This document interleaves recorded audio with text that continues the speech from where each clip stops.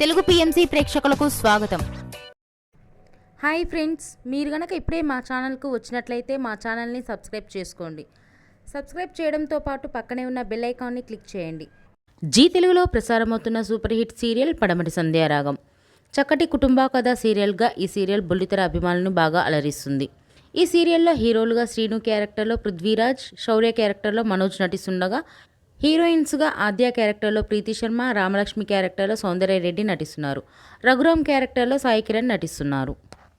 తాజాగా రామలక్ష్మి తన లేటెస్ట్ ఫొటోస్ని అభిమానులతో పంచుకుంది. ఆ ఫొటోస్ని మనం కూడా చూసేద్దాం.